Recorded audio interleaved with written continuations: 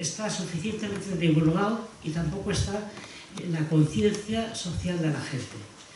¿Qué pasa? Que a veces es verdad que cuando habría que pedir esa eutanasia, a lo mejor la persona no está en condiciones, porque ha tenido un accidente, porque ha perdido la capacidad mental, etc.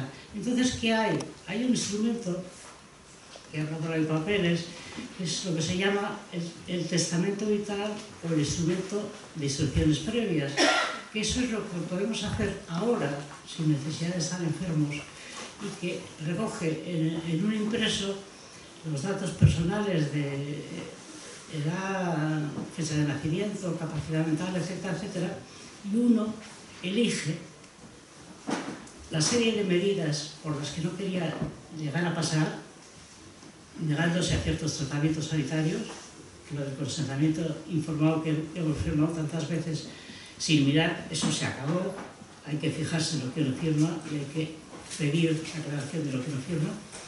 Y, por otra parte, te da la ventaja de que tú eso lo haces, se registra en un registro público que existe y se une al historial clínico de cada persona.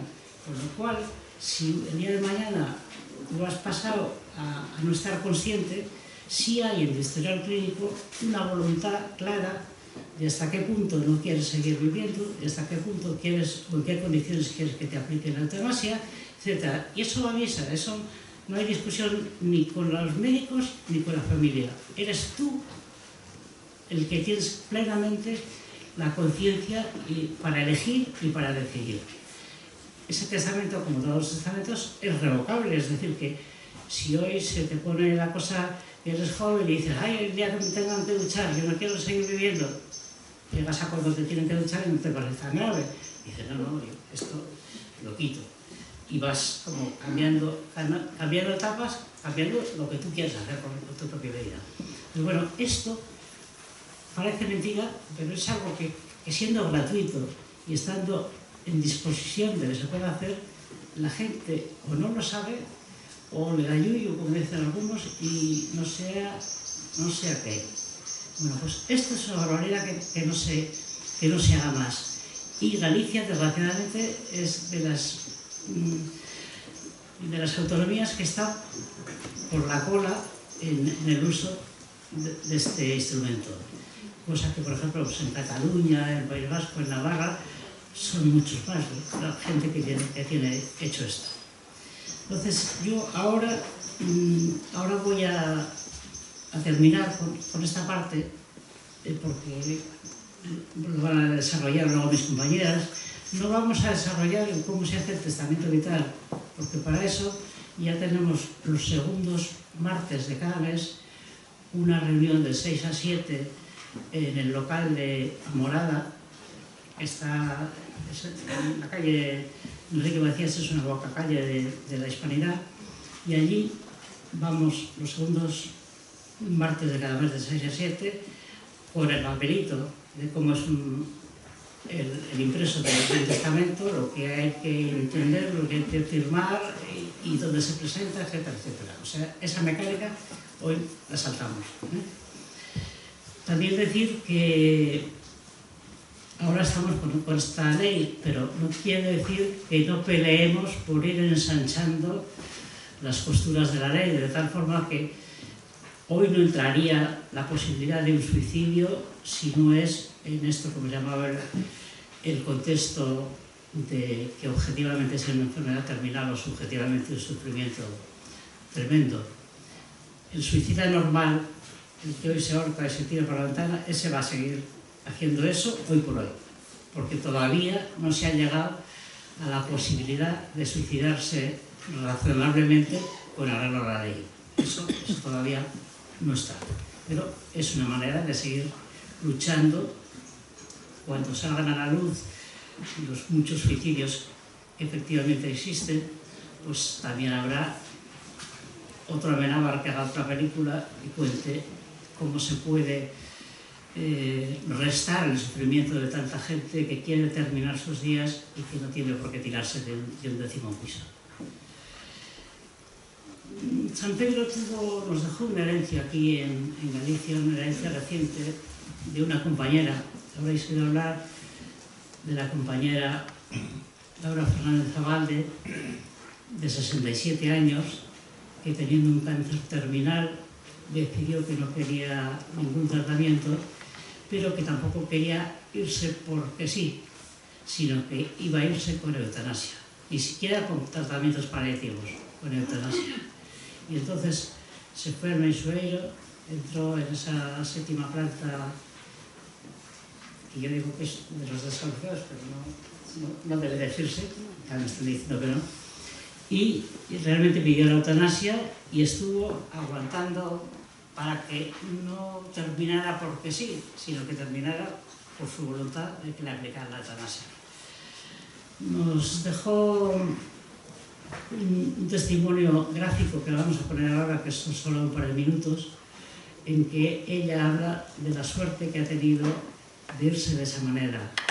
Y realmente para los que tuvimos la oportunidad de verle, de acompañarle allí aquellos días, pues es de eso que subes y dices, ¿y de qué le voy a hablar? Le hablaré de la enfermedad, le hablaré de la muerte, le hablaré de la Celta. Y entrabas ahí y te cambiaba completamente los papeles y salías pues con una euforia que dices, pues si la que se muere soy yo, la que estoy viva soy yo, pero parece que la alegría, la seguridad y las gracias de su situación las ha dado todas ellas, pero mejor que lo veáis.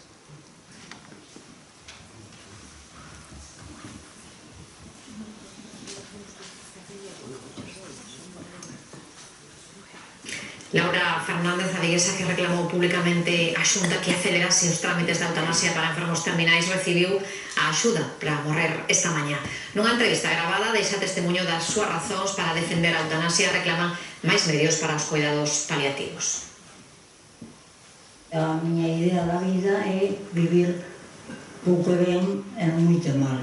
Morrer vamos a morrer todos, pero a forma de morrer que eu elexín me parece maravillosa.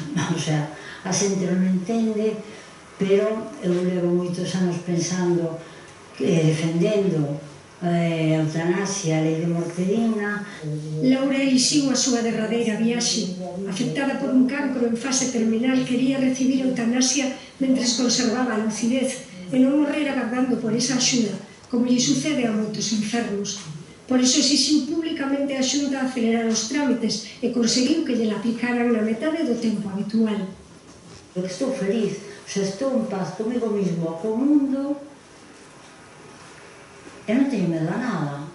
Estou tratada aquí, este equipo de paliativos do Mensueiro merécese ampliación, recursos, recoñecemento, e estou agradecidísima. Activista da Asociación Derecho a Morir Dignamente dende 2008, anima os compañeiros a loitar pola ampliación da lei da eutanasia e defende o testamento vital como o mellor documento da vida dunha persoa.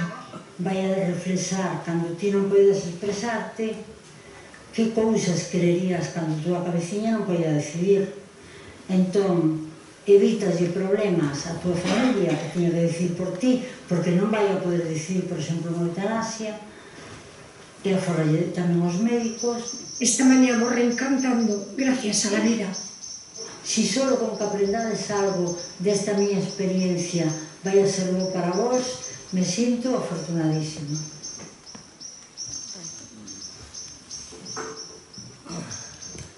Bueno, después de este trago, y encima nos ponen agua, no nos ponen vino, por el Fernando, vamos a pasar la palabra a mis compañeras. Por una parte está Isabel Blanco, la doctora Manucci, que ha sido siempre ginecóloga de la sanidad pública, ayudó a parir, pero no puso a parir a nadie, y incluso ha traído niños aquí de mujeres que estáis aquí en la sala. De alguna manera encendió el círculo de la vida y ahora es la presidenta en Galicia de la Asociación de Derecho a Morir Dignamente y se pasa como a ir apagando el círculo de la vida. Y a mi derecha está Noa Pazos, que es también médica de la sanidad pública, es internista y especialista en tratamientos paliativos. Yo sé que desde que era MIR, y lo sé por un testimonio directo de alguien que estuvo aquí, empezó a ver los enfermos no ya con la curiosidad intelectual de a ver qué tienen, sino con ese interés humano de a ver cómo le puedo echar una mano y a ver cómo le puedo ayudar a salir adelante. Y eso es algo que a mí, que podría ser mi hija, vamos, desde la generación de los hijas, me da como la satisfacción de decir qué manera de pasar el testigo sabiendo que lo recogen con esta alegría y con esta capacidad.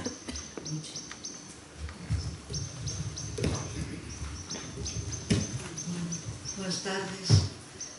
Bueno, agradecer como asociación recientemente ao convite do Ateneo a este espazo público. A Asociación de Dereito Recientemente este ano cumpre 40 anos de fundación. É unha asociación, unha organización independente con unha acción política e social. Fundamentalmente defendemos, asesoramos nos dereitos sanitarios que xa están recoñecidos, vixiamos que se cumplan as leis que xa están no papel e defendemos a ampliación destes dereitos.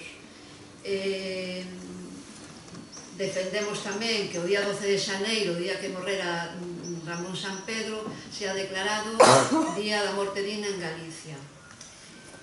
Un pouco os dereitos que falaba Elvira antes, hai a Lei de Autonomía do Paciente, que é do 2002, o sea, de hai 23 anos, e moitas veces quedouse en eso de consentimento informado, aquel papel que che dan en hospital que o asinas para que che fagan tal ou tal cousa, non? Pero esta lei reconoce o dereito á información, a xente que quera saber, o sea, hai xente que dice, non, quero saber un pouquiño solamente, e hai xente que quere saber máis. Desde o 2002, bueno, xa antes da Lei Xeral de Sanidade xa o recoñecía ese dereito, temos dereito á información. Temos dereito tamén a renunciar ou rechazar un tratamento que nos propoñan ou que xa o estamos recibindo, aínda que eso poda supoñer un acortamento da vida. E tamén recolle esa lei a posibilidade de tomar decisións de xeito anticipado, que é o que se plasma no testamento vital do documento de instruccións previas.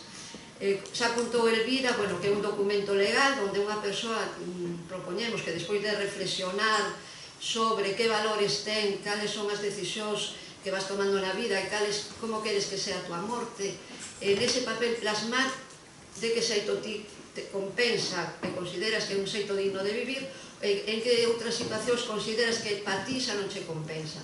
E é unha decisión propia individual de cada persoa e debe de deixalo ir reflexado. O que dice Elvira, o sea, se queredes máis información sobre as cuestións técnicas de como facelo e tal, na morada os segundos martes de mes. Entón, este dereito que xa falamos de 23, en Galicia, desde o 2014 está o Rexistro Galego de Instruccións Previas, que é un rexistro que resista todos os testamentos vitais que se fan aquí en Galicia, e os incorpora tamén a un rexistro que hai a nivel de todo o Estado español, co cual, se estás de vacacións en algún sitio, te pos nunha situación que non eres capaz de poder falar e poder expresar os teus desexos, a personal sanitario que te atende pode recurrir e informarse de como son os teus desexos. É unha ventaxa, como decía Laura no vídeo, como persoa, porque van a ser respetados as túas decisións, o que ti queres. A familia non vai a ter que tomar decisións difíciles nesos momentos de enfermedad, porque é dicir, bueno, esta persona quere estas cousas, hai que respetala. E por personal sanitario é tamén unha tranquilidade o ter en conta como son as decisións desa persoa, porque hoxe en día a vida podese prolongar de xeito artificial hasta unhas situacións que estamos vesetando e podemos vesetar con unha sondiña, un respirador, pero aí hai que reflexionar cada persona e decir o que considera que lle vale a pena seguir vivindo. Un problema que non sabemos como se está a morrer en Galicia, en Galicia en moitos sitios, Que pasa? Que nos, ao largo da vida, nos vamos encontrando situacións de morte e dices, mira, fulanita que ben morreu, o sea, a mí gustaríame como a ela, ou menganito, que mala morte tuvo, os últimos meses non eran necesarios, o sea, entonces, nos, como asociación, defendemos que houbera un observatorio de morte digna para saber exactamente como se está a morrer, si nos últimos días estabas con dor, sin poder respirar, recibiche unha quimioterapia, recibiche unha transfusión, recoller unha serie de indicadores que nos poden informar de como se está a morrer para poder mellorar esa calidad de morte, non? Entonces, en Galicia, desde o 2015, hai unha lei que se chama Lei de Dereitos e Garantías da Dignidade das Persoas Enfermas Terminais. Nesa lei volve a recoller o respeto ao testamento vital, fai esa persona, o dereito aos cuidados paliativos de un xeito universal, que no papel está aí escrito, pero a cuestión é que todas sabemos e vamos vendo ao largo da nosa vida, por cousas cercanas que nos poden pasar, de que moitas veces os cuidados paliativos non chegan a toda a xente, que hai xente que morre en unhas condicións que non son dignas nin son respetables, respetuosas con ca persona. En ese papel entran, no final da vida, entran cuestións moi... Bueno, hai cousas que non podes prever, porque se che dá un patatú, se quedache morta, punto final. Pero hai veces que os procesos de enfermedade van evolucionando e van chegando un momento que non se pode curar, que é o que nos enseñan na facultade, a curar e a prolongar a vida. Hai que prolongar a vida e evitar mortes prematuras, pero hai que prolongar a vida en unhas condicións que para esa persona se consideren dignas, non? Entón, o que as leis que hai, pois eso, cuidados paliativos, e de 2021 está a posibilidade de acollerte a unha axuda a morrer directamente. Pero ahora voy a pasar a palabra a doutora Noa. Ahora voy a quedar aquí, a ver que no me linchen. No, é experta en cuidados paliativos e podenos explicar moi ben a diferencia que hai moitas veces, que hai dúbidas na cabeza. É o mismo cuidados paliativos, estás a para morrer, de cando empezan os cuidados paliativos, é o mismo que unha eutanasia. Despois dela eu vos explicarei un momento así un pouco os rasgos xerales da lei de eutanasia. Muchas gracias. Bueno, pues yo me voy a presentar, me voy a poner de pie porque sentada me da así como me parece más cercano el estar de pie. Bueno, yo soy Noa, soy médico de medicina interna y para que sepáis un poquito, yo estuve trabajando 13 años en hospitalización a domicilio, que es un servicio del que también disponemos, que es muy importante, que va el médico y la enfermera a casa. Aparte, estos son ayudas que damos a mayores de la atención en el médico de cabecera. Son ya a nivel hospitalario. El servicio de hospitalización a domicilio depende del hospital. Es un médico y una enfermera que van a los domicilios a ver a los pacientes. Y la mayor parte de los pacientes, un 70 o un 80%, son pacientes paliativos. Allí estuve 13 años y luego estuve casi 2 en la planta de paliativos y ahora estoy en la planta de medicina interna del Meixoeiro. La mayor parte de los pacientes son mayores, pluripatológicos y en cierta manera también es un manejo paliativo. Me parece curioso que cuando se dan estas charlas acerca del final de la vida y el hablar de la muerte, parece que es un tema que debería estar dirigido a las personas mayores. Realmente me resulta curioso porque se muere mucha gente joven y todos esperamos como una fase final para decidir hacer el testamento vital, el documento de instrucciones previas, y es un tema fundamental. Estamos muy acostumbrados a vivir del nacimiento, de la vida, y está como, yo creo que es un tema cultural. El hablar de la muerte aún nos cuesta a todos, el expresarle a tus seres queridos cómo quieres morir cuando llegue el momento, que parece una conversación sencilla, pero es complicado el saber en qué momento de la enfermedad estás, en qué momento el paciente está preparado para esa conversación. Entonces, sí que es muy importante para que alguien esté tranquilo de que cuando llegue su momento, sea la edad que sea, se vayan a hacer las cosas que uno quiere, el tener hecho el documento de instrucciones previas, como ya han comentado mis compañeras, que eso queda registrado en la historia clínica y el médico tiene obligación de respetar el documento de instrucciones previas. Y sobre todo porque muchas veces confiamos en que cuando llegue el final tus seres queridos tomen las decisiones por ti, y no siempre los que te acompañan están preparados para tomar esas decisiones porque es muy difícil. Por eso ahí ayudaría mucho el que todos tuviéramos nuestro documento para saber lo que queremos que nos hagan y para facilitarle a nuestra familia en la toma de decisiones, porque no siempre es fácil, a uno mismo es más sencillo, pero tomar una decisión por tu hijo, por tu hermano, por tal, es más complicado. Entonces aquí es donde vengo yo a explicaros un poquito de una manera informal en qué consisten los cuidados paliativos. Aquí en Vigo, para que sepáis un poquito, la atención paliativa, aparte de los centros de salud y los médicos de cabecera, hay el servicio de hospitalización a domicilio y luego a nivel hospitalario los cuidados paliativos se atienden sobre todo en el Hospital Meixoeiro. Hay una unidad de paliativos que cuando yo empecé era solo un médico, ahora gracias a Dios se ha conseguido que sean 2 médicos.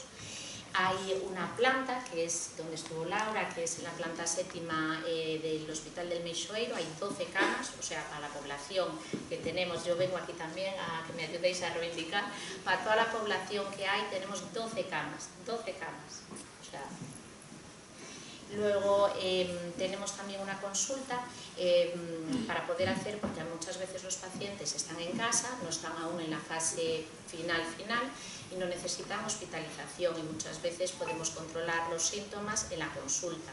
También se ofrece los pacientes que entran bajo la protección de los cuidados paliativos, tienen la suerte de que conocen directamente al médico, por eso nos gusta que los pacientes se nos remitan desde una fase un poco, no final, sino un poquito antes para ir conociendo al paciente, a la familia, saber lo que les pasa, los deseos de cada uno para cuando llegue su final. Y les damos un teléfono de contacto, que esto es una súper suerte, para que nos puedan llamar en el turno normalmente de mañana de 8 a 3 por si hay cualquier problema para poder ajustar medicación o por si necesitan, se ponen muy malitos, si necesitan ingresar, poder ingresar directamente de casa a la planta para evitar urgencias, que es lo que no nos gusta nada a nosotros, ¿vale? Es un poquito, esto es cómo está organizado aquí en Vigo el manejo del paciente paliativo.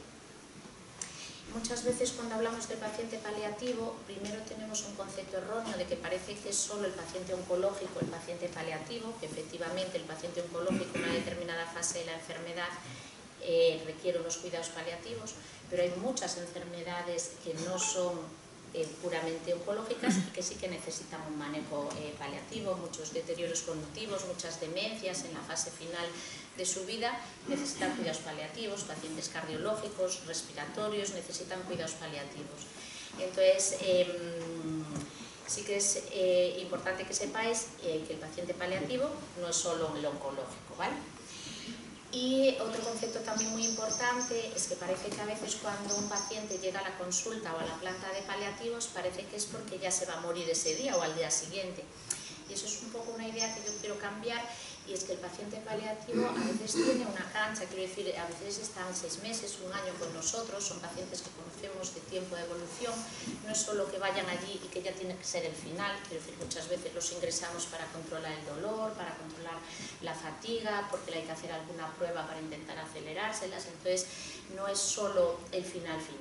Y la verdad es que también es cierto que sí que hay pacientes que la fase última la quieren pasar en casa, entonces ahí pues o los atiende el médico de cabecera o tiene el apoyo de hospitalización a domicilio, o muchas veces ingresan en la planta sabiendo que es el final ya en lo que nosotros llamamos situación de últimos días, que es ya cuando sí que finalmente van a fallecer, se prevé en menos de 72 horas y prefiere la familia o el paciente estar en el hospital. Entonces ahí también los ingresamos para manejar los síntomas, pero que no es necesariamente que tenga que producirse el fallecimiento de forma inminente, ¿vale?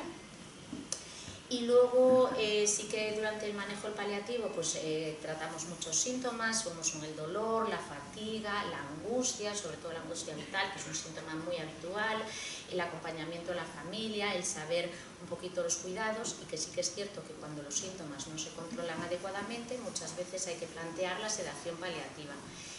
Voy a aprovechar, luego si queréis en las preguntas pues ya me atacáis más directamente, que con toda la libertad podéis preguntarme lo que queráis. Lo que es a nivel de sedación sí que me gusta aclarar un poquito. La sedación se puede hacer por vía endovenosa o por vía subcutánea, ¿vale? Debajo de la piel. Lo que es la sedación, el objetivo de la sedación se diferencia de la eutanasia en que el objetivo de la sedación no es producir la muerte, sino que es controlar los síntomas y para que el paciente esté confortable, y cuando se produce ese control de síntomas, que muchas veces empezamos con otros tratamientos, si no se consigue controlar, pues lo sedamos. Lo sedamos, que es ponerle una medicación, un conjunto de fármacos, que lo que produces es como una situación de coma, o sea, el paciente se queda dormido, para que no tenga pues, ni dolor, ni fatiga, ni angustia vital. Y muchas veces el motivo de tener que sedar a un paciente es la angustia vital, que es igual de importante que el dolor o que la fatiga. Y la sedación, el objetivo es controlar esos síntomas. ¿Qué pasa? Que al ponerle toda esa medicación para que el paciente entre como esa situación de coma, finalmente acaba produciéndose el fallecimiento, pero no es el objetivo primero, ¿vale? Y bueno, yo traje ahí los aparatitos que usamos para sedación, no sé si os atrevéis a que os los enseñe, ¿queréis que os los enseñe? ¿Sí?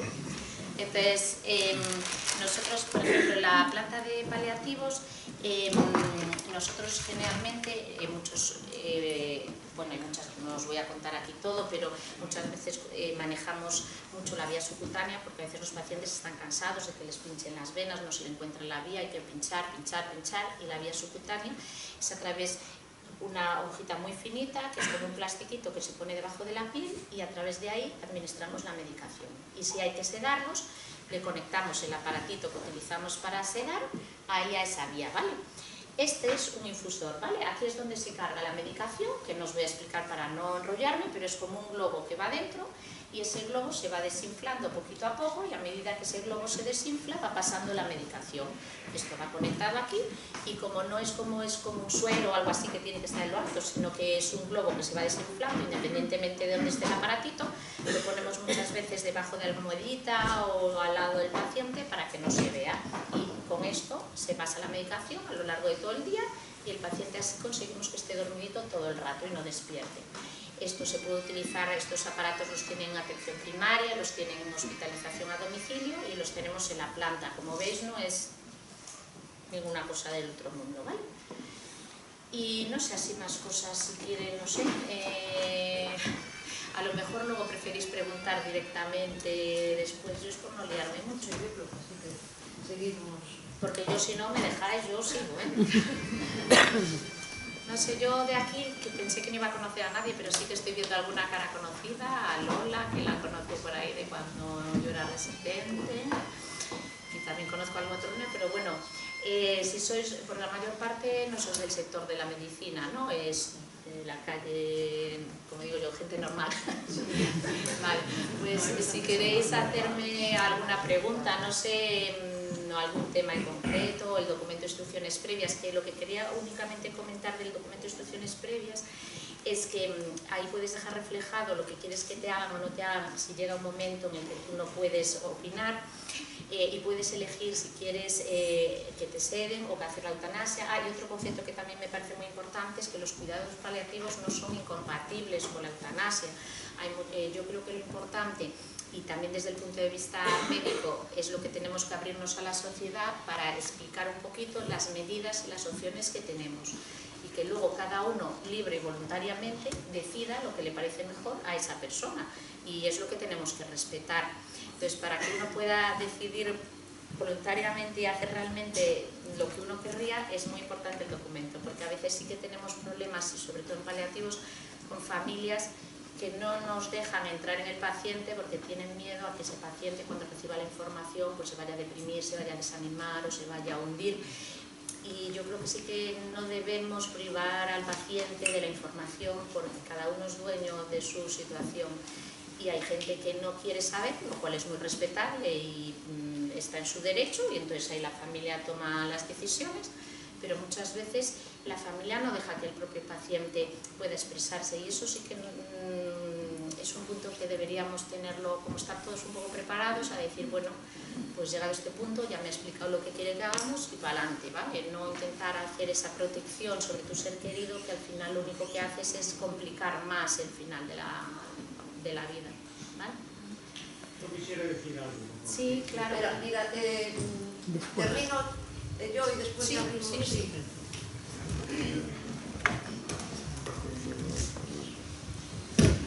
Bueno, como decía Noa, non son incompatibles os cuidados paliativos ca eutanasia. De feito, a compañeira Laura estaba en cuidados paliativos, ela sentíase encantada do bo trato que recibía, decía que estaba ben, que se encontraba ben, pero que ela quería decidir cando morrer. Entonces, ata o 2021 non había esa posibilidad aquí, desde o 2021, cando se aprobou a LORE, é a posibilidad que unha persoa, se reúne uns requisitos, poda pedir unha axuda directa para morrer. Decir, eu cheguei hasta aquí, reúno os requisitos da lei, e eu quero que me axuden a morrer no momento que eu decida. A lei é unha lei moi garantista. Entón, hai unha serie de trámites e de pasos que hai que levar adiante. Os requisitos, o primer requisito é que hai que ser maior de edad, e hai que ser capaz, o sea, ter as capacidades mentales para poder decidir, e facer unha solicitud. A eutanasia non máis que a pode solicitar a propia persoa, nada máis. E se esa persoa, por as circunstancias, a enfermedad, non pode expresarse e o está no testamento vital, eso vale como primeira solicitud. En España, a primeira eutanasia que se fixo foi de unha muller con unha demencia que antes da lei de eutanasia tiña feito o testamento vital e tiña posto que se houbera unha lei de eutanasia eu querría que me aplicaran. O primeiro caso de eutanasia en España foi dunha muller que tiña o testamento vital. A lei recolle como dous requisitos: un contexto eutanásico que supón que a persoa ten que ter un padecimento grave, crónico e imposibilitante, o sea, que lle vai a limitar a autonomía física de valerse por sí mismo nas actividades da vida diaria, e cada vez vai a estar sendo vai a ser máis incapaz de valerse por sí mesma. Son padecimento grave, podía ser unha ela, Ramón San Pedro tiña unha tetraplexia, que iso podía acollerse á lei. Ou tamén outro criterio que hai de contexto eutanásico é ter unha enfermedad grave e incurable, con un pronóstico de vida limitado, con unha fragilidade progresiva. Estas dúas situacións van a provocar na persoa unha situación de sufrimento físico ou psíquico, e psíquico tamén, constante e intolerable. Constante e intolerable. Intolerable, cada persoa ten os seus límites donde os ten. Entonces, porque unhas veces dices, bueno, tolerar, se poden tolerar moitas cousas, non? Pero a lei recolle que se unha persona subjetivamente considera que é intolerable, reúne esos requisitos. Hai que facer dúas solicitudes. Unha primeira solicitud en que aquí en Galicia a LORE ten unha reglamentación que é a nivel de todo o Estado español, pero despois hai en cada autonomía, como están transferidas as competencias de sanidade, hai unha serie de requisitos que son propios de cada autonomía, non? Entón, aquí en Galicia, a primeira solicitud hai que asinala diante de personal sanitario. Personal sanitario é enfermería, medicina e psicoloxía. Entón, ti co teu papel, que hai un impreso que na página dos Sergas que poñedes eutanasia, ali veñen os impresos, hai un papel que dices, fulanita de tal, maior de edad, capaz, solicito axuda para morrer. Hai a posibilidade de que se tes unha médica ou médico que quere ser médico responsable, podes poñelos aí, e tamén a enfermeira responsable. É unha opción que ao principio non se recollía, pero ahora sí que está recollido. E despois hai que registrar esa primeira solicitud, hai que registrala. dirixir a Dirección de Área Sanitaria. A nivel de cada área sanitaria van a nomear o médico responsable. Si ti conoces a un médico que quera ser o médico responsable, vale, se non, a Dirección de Área Sanitaria o vai a nomear. E se é unha persona de seguro privado, ten que dirixir a solicitud da Dirección Xeral de Asistencia Sanitaria. Entón, despois desta primeira solicitud, se lle nomea o médico responsable, que é aquel que vai acompañar todo o proceso. Vai a facer unha primeira información a esa persoa sobre como está a súa situación médica, cal é a enfermedad, como pode evolucionar esa enfermedad, que tratamentos pode haber, que cuidados paliativos pode recibir, que axudas para a dependencia pode recibir, porque aquí sí que temos que estar informados para poder, entonces, hai ese proceso deliberativo onde a persona pensa, aclara as dúbidas que poda ter, este médico fai un informe que pode ser favorable ou non. Ahora vamos a poñernos no caso de favorable, hai un plazo de uns días. Si é favorable, volve a haber un segundo proceso deliberativo onde a persoa volve a preguntar as dúbidas que pode ter ou non, se está todo claro, pois moi ben. E ao cabo dos 15 días hai que facer a segunda solicitud. Isto é un pouco para evitar que as veces que pode chegar un arrebato, xa non quero seguir vivindo, hai que reflexionar, se sigues na mesma idea, os 15 días volves a facer unha segunda solicitud, o médico volve a estar contigo, volve a dar información de todo, vas a asinar o consentimento informado dicindo eu quero recibir, a eutanasia pode ser recibir de dous xeitos, pola vena directamente ou tomando un produto pola boca. Entón, se hai no consentimento informado, decides. Con ese informe favorable do primer médico ou médica responsable, hai unha segunda médica consultora, que é un médico que sabe da enfermedad que ti tes, vai a avaliar toda a tua historia clínica e vai a considerar se reúnes os requisitos que marca a lei. Se este informe é favorable, pasa a un tercer control, que é un control previo, que é a Comisión de Garantías e Avaliación. Esta comisión, son comisións autonómicas, en cada autonomía hai unha comisión, entonces revisa a documentación, ve que sí, que reúnes os dos informes, os consentimentos, as dúas solicitudes, e nomea a unha persona da xudicatura e a unha de medicina, que son esas dúas personas as que poden entrevistarse contigo ou van a facer a avaliación, o sea, que son 3 pasos de control. En estes pasos hai uns prazos máximos de tempo de facer os informes. Un pouco que pasou no caso de Laura, esos prazos máximos poden ser chegar hasta o final ou poden ser acortar. Se eu teño 7 días para facer un informe, pero só fago no segundo día, estamos aforrando 5 días. Entón, todo o proceso, en principio, son 35-40 días. Na realidad, despois as cousas aquí en Galicia, por exemplo, a media que houve no último ano foron 65 días. Pero seguindo calore, despois de estar aprobado, de estar pasados todos os requisitos, desaprobada ese dereito, ti podes decidir o momento que o queres recibir, esa axuda para morrer. A eutanasia, a diferencia que hai con cuidados paliativos, é que é unha medicación que vai a inducir directamente a morte. O sea, é como se te puseran unha anestesia e logo outra medicina que para o corazón, o sea, que directamente se provoca a morte. Non é tempo, é directamente. Dentro da lei se considera que é unha morte natural, para cuestións de seguros e todo eso son unha morte de papeles, o sea, para os seguros, morte natural, ainda que logo está posto ali que foi unha axuda para morrer. A lei tamén contempla a posibilidade de obxección de conciencia aos profesionais sanitarios que polas súas creencias ou consideracións éticas consideren que son obxectores. A lei tamén contempla que hai que informar a ciudadanía e hai que formar os profesionais.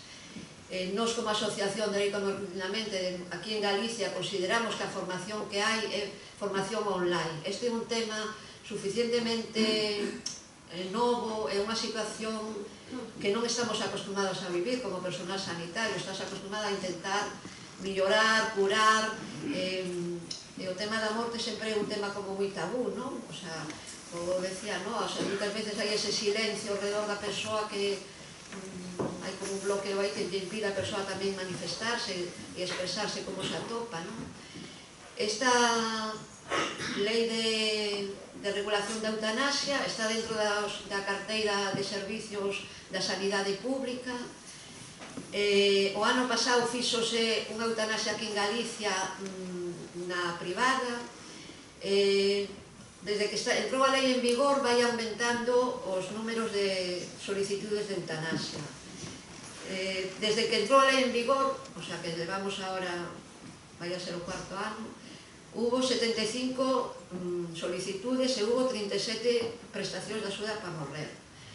E no ano pasou un 0,02% das mortes totais, o sea, o tanto por cento de eutanasias é baixísimo. Nos países que levan 20 ou 20 e tantos anos, como Holanda ou Bélxica, con lei de eutanasia, a tasa de mortes por eutanasia está entre un 3 e un 5%. O sea, que aquela ameaza que había antes da lei, que decían, ui, vai haber a lei de eutanasia, van a eliminar a todos os, bueno, toda a población que sobra, é algo que non é certo, de xeito, o sea, os datos o dicen así. Galicia, igual que a nivel de testamento vital, estamos a cuarta pola cola.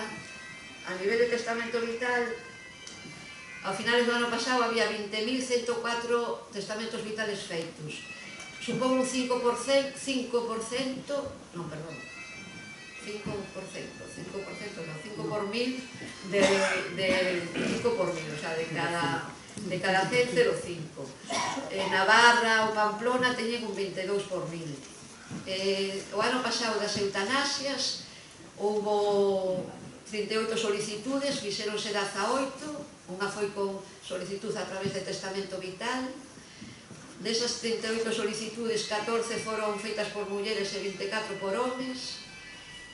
Revogaron, o sea que volveronse para atrás, porque é algo que durante todo o proceso de solicitud de eutanasia ti podes decir, bueno, pues mira, non quero seguir.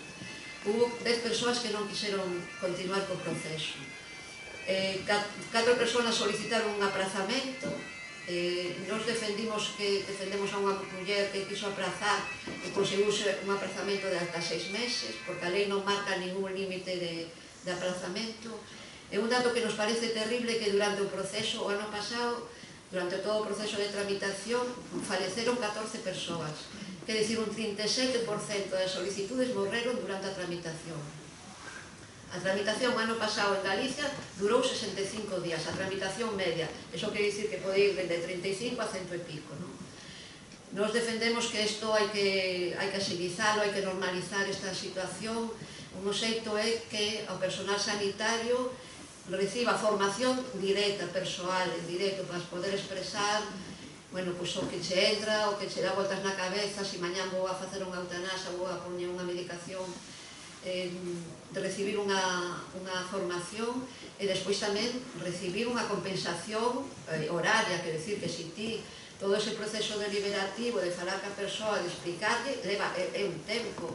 Estás a facer moitas veces con tempo do tempo libre dos profesionais sanitarios, non? Entón, nos defendemos que a nivel de personal sanitario nas asendas lle liberen tempo para cando se presenta a situación. Non sabemos exactamente cantos os sectores de conciencia hai, pero, bueno, dadas as tasas que hai de solicitudes, a moi poucos profesionais vai a tocar a solicitud de unha eutanasia, o sea, porque, pois eso, 0,02% das mortes totais. Pero nos parece que é moi importante que haxa información e que non pasa a veces que unha persona que quere solicitar a eutanasia empeza a ser rebotada. E digo eutanasia como digo testamento vital ou como digo cuidados paliativos. Moitas veces empeza a ser rebotada, bueno, yo non sei, fala que a traballadora social, bueno, igual a enfermeira, igual a oncólogo, igual a neuróloga, o sea, é moi importante que teñamos información sobre os dereitos toda a cidadanía e tamén os profesionais sanitarios, non? Para que realmente podemos mellorar a nosa calidad de vida e a nosa calidad de morte. Un pouco o desta charla era aclarar as dúbidas que podía haber sobre o que é cuidados paliativos, sedación terminal e eutanasia. Entonces, eu creo que aquí dimos unhas pinceladas, pero probablemente hasa moitas dúbidas. Entonces, preguntade todas as cousas que non quedaron, bueno, que non quedaron claras. Bueno, yo soy cirujano general y a mí me educaron hace más de 50 años en el cuidado de los enfermos hasta el final, prolongar la vida lo máximo posible. Pero yo no comprendía ya entonces, en los primeros años y en el posterior de mi ejercicio, por qué no sedábamos a mucha gente. Yo conocí allá por los años 10, 15 al doctor Montes. El doctor Montes, que empezó a hacer la palpación y la sedación no en un hábitat normalizado, sino sobre todo en urgencias, estuvo perseguido por la clase médica española brutalmente. Tanto es así que los que fueron en el juicio sus denunciantes fueron de la presidencia del Consejo de Médicos, la presidencia del Colegio de Médicos, los dos oncólogos más famosos de Madrid, etcétera, etcétera. Y este hombre estuvo perseguido durante años continuamente. Y no solo perseguido a nivel médico, sino a nivel político. Uno de los mayores perseguidores fue el Juan Rodríguez que ayer, esto ya es en la televisión, pues está agrediendo a las hijas de los que murieron en la pandemia. Bueno, eso es un detalle aparte. Yo también siempre enseñé, por ejemplo, un libro de Roberto Novoa Santos, uno de los mayores médicos, de los mejores médicos que tuvimos en nuestra historia, pues en el año 31, por ahí, al final de su vida, porque él murió muy joven, le descubrieron un cáncer gástrico. Y en el Hospital Clínico de Madrid, a sus amigos cirujanos y anestesistas les dijo: si al abrir no podéis hacer nada, cerráis y no me despertáis. No lo pudieron hacer por aquella época, en el año 31-32, pero hasta ese punto, que en aquella época gente como Roberto Novoa Santos ya pensaba en esto. ¿Cómo no llegamos antes a descubrir la paliación y tal? ¿Qué otra pregunta era aquella? Pregunta no fue ninguna. No, sí, ya sé por dónde va. Familiares o amigos los sedaron en el Cunqueiro. Entonces vosotros tenéis relación, claro, con los internistas del Cunqueiro, pero no llamaron a nadie, los sedaron ellos en las plantas. A ver, yo te voy a dar mi perspectiva, que a lo mejor está un poco sesgada por estar más años trabajando a nivel paliativista. El problema que yo creo que hay, por la primera media pregunta, yo creo que es que en el sector médico hay muchísimo miedo en tomar la decisión de sedar a un paciente. Por problemas legales que puedas tener y más a raíz de esos problemas enormes que hubo. A ver, yo creo que los problemas legales que puede haber es cuando no hay una buena comunicación con la familia. A mí me parece muy importante que cuando tienes un paciente que está en unas circunstancias en las que se puede beneficiar de una sedación, tú no puedes hablar con una familia en ningún pasillo, ni en urgencias en un minuto ahí. Necesitas sentarte con calma, en una situación de estrés como es para la familia, una decisión en la que un médico te está comentando todas estas cosas. El médico tiene que hablar claro y conciso y repetir muchas veces las mismas cosas, porque está demostrado que en situaciones de estrés las familias reciben una décima parte de todo lo que tú le estás diciendo. Entonces hay que explicarlo claro, sencillo y repetirlo muchas veces hasta que les digas, entienden lo que les estoy diciendo. Una vez que tú en España y en Galicia la sedación no necesita, que es una cosa curiosa, porque te haces un TAC y firmas un consentimiento, te haces una colonoscopia, haces un consentimiento. Para una sedación paliativa no necesitas firmar ningún consentimiento, es un consentimiento verbal, es decir, tú o al paciente o a la familia te tiene que dar la autorización para hacer el procedimiento, pero no hay que firmar, cosa con la que yo estoy de acuerdo porque es para facilitar el trámite.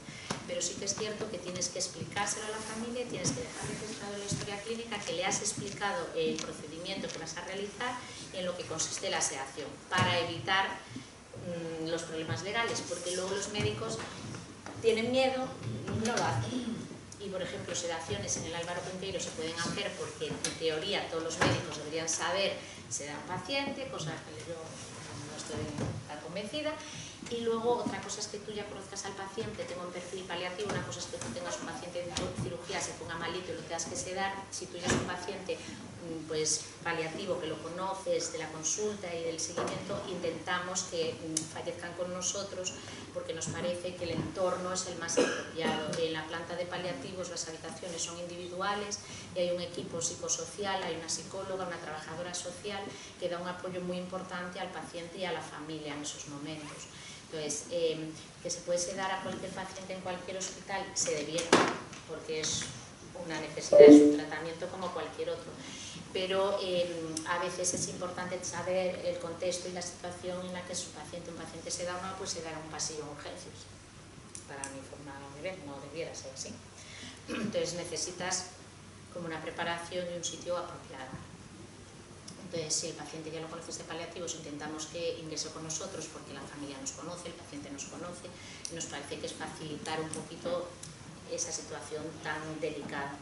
Que luego pues aparecen circunstancias hiperagudas en un hospital de agudos, pues teóricamente se debiera tener conocimientos de sedación. De todas formas, ahora mismo yo estoy en una comisión de sedación para intentar establecer unos protocolos de sedación, para intentar que en cualquier parte en la que puedas necesitar una sedación, cualquier médico pueda echar mano de un tratamiento como es una sedación. Que deberían saberlo, pero no todas las especialidades están acostumbradas a manejar el final de vida, y yo creo que es muy importante también la manera en la que transmites la información, cómo lo tratas, y no todo el mundo está acostumbrado al final de vida. Puedo explicar un poquito por su interés mi caso, brevemente. Me llamo Ángel Alonso, soy nacido en Beade, el mismo lugar de mi parroquia donde nació Laura, y de unas conocidas por allí y tal. Bueno, yo sufrí, estando en Madrid, un ictus con 48 años, y es una experiencia, por un lado buena y por otro mala, ¿no? ¿Qué quiero decir? Comentando los comentarios que hace Laura, quiero decir un par de cositas. Primero, la paz interior, prepararse para darse paso. O sea, la muerte no es esa cosa. Yo he visto la muerte, he visto las penas, la muerte. Yo estoy en la clínica Jiménez Díaz de Madrid, 20 días en cuidados intensivos, sin poder hablar, y es terrible por una serie de circunstancias y tal. Bueno, hay experiencias cercanas a la muerte, en fin, reitero lo dicho, la muerte no es el final, la muerte no es esa cosa tenebrosa, terrible que nos tiene a veces el cine, que nos hace... No es eso. Yo personalmente me considero un poco como Laura, tranquilo, dispuesto a morir cuando sea. Yo estaba hospitalizado en una cuarta planta, concreto del Jiménez Díaz. Echaba mucho de menos el paisaje, el verde. Yo soy de formación arquitecto técnico, y entonces cuando estás en un hospital ves los fallos de diseño o cómo utilizas una silla de ruedas. Eso es muy interesante. Todos deberíamos un poco utilizar una silla de ruedas de Antonio. Bueno, personalizar las habitaciones. De la misma manera que personalizamos las habitaciones de los niños, de los paritorios y todo eso, también las habitaciones, digamos, de cuidados paliativos deben estar personalizadas, de manera que la persona que va a pasar ese trago lo haga en mejores condiciones y con paz y tranquilidad espiritual. Y la familia es muy importante, quiere decirse. Yo me he recuperado bastante bien, pero el acompañamiento familiar, el buen trato familiar, hay ejemplos de sobra, es importantísimo. Y una cosa, esta cosa marinera, aprovechando que está una persona muy querida y reconocida para mí, Hugo, de Albi, es decir, la palabra del médico, o de la médica, como se diga. La palabra es como el aceite en la mar. En el mar, cuando hay mar bravía, se echa aceite para que el buque no reciba golpes de mar tan violentos. La palabra es maravillosa. Una palabra bien dicha, un gesto, un buen tratamiento es algo, una medicina maravillosa. Yo en fin, sé de lo que hablo. Y poco más, es decir, reiterar un poquito todo esto y especialmente esa cosa que decía Laura. Laura es de una familia magnífica, con un comportamiento muy bueno, familiar, y eso, hay que estar preparados para dar el paso, sin un terrible temor, con paz y tranquilidad, sabiendo, despidiéndose de los que se quedan aquí y abriéndose a otras posibilidades que vienen allá. Nada de esa cosa tenebrosa y tal. Y hay, ya digo, ya termino, experiencias cercanas a la muerte. Hay muchos casos